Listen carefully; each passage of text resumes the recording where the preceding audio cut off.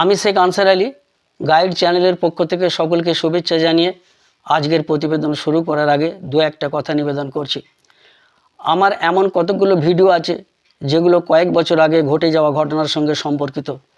তাহলে প্রশ্ন তখন বললাম না কেন? বলেছিলাম যেগুলো লিখিত আকারে আমার চ্যানেলে জায়গা করে নিয়েছিল।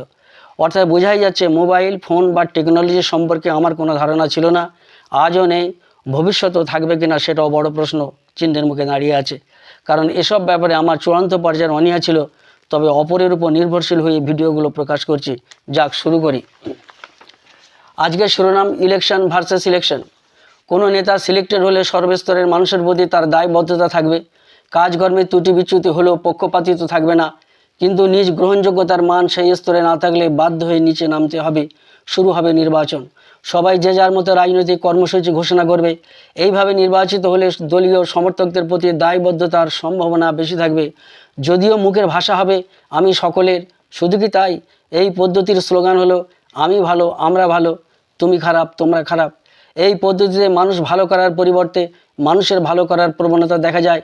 ভোটের দিন ঘোষণা থেকে শুরু করে হিংসা প্রতিহিংসায় উত্তপ্ত হবে রাজ্য, ঝরবে রক্ত, ভিজবে মাটি, খালি হবে মায়ের কোল।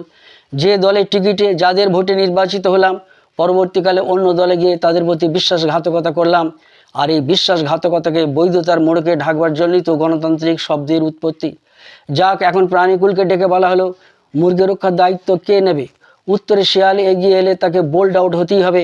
আজকের দিনে নেতা, মন্ত্রী, উকিল, ব্যারিস্টার, শিক্ষক, ডাক্তার, পীর, ব্রাহ্মণ, যে যার র্যাঙ্কের চোর, যে যার র্যাঙ্কের শিয়াল। অবশ্য ব্যতিক্রমীদের কথা আপাতত ছেড়ে দিই, মনকে প্রশ্ন করি, তাহলে উপায় খুঁজতে গিয়ে অতীতের বুক চিরে তাকাতেই হচ্ছে। আমার রাজত্বকালে ফোরাত নদীর কূলে কোনো কুকুর অভুক্ত অবস্থায় মারা গেলে আমি দায়ী হব। এই তীব্র দায়বদ্ধতা সম্পন্ন অনুভূতির নেতা ইলেকশনে নয়, তৈরি হয়েছে সিলেকশন পদ্ধতিতে। 14 রাষ্ট্রের খলিফা হয়েও আটা না চালিয়ে রুটি খেলেন, নিজেই ঘোড়ার ঘাস কাটলেন, তালিযুক্ত জামা ব্যবহার করলেন, নিজে না খেয়েও পেনশন ব্যবস্থা চালু করে গোটা বিশ্বের সরকারি বেসরকারি অবসরপ্রাপ্তদের মুখে হাসি ফুটিয়ে গেলেন। এখন প্রশ্ন, এরকম নেতা তৈরি হলো কোন জাদু বলে? ব্যতিক্রমীরা, উদারপন্থীরা নিশ্চয়ই ভাবতে থাকবেন বইকে, এক সময়ে যাদের নির্ভীক কণ্ঠে আওয়াজ উঠত দিল্লিকে লাল রঙে মুড়ে দেব, আজ বাংলার মাটিতে সেই সব বিপ্লবীদের বলিষ্ঠ কণ্ঠে আওয়াজ উঠল বাঁচাও সাধু বাবা। কিন্তু তাতেও শেষ রক্ষা হলো না। শুধু কি তাই?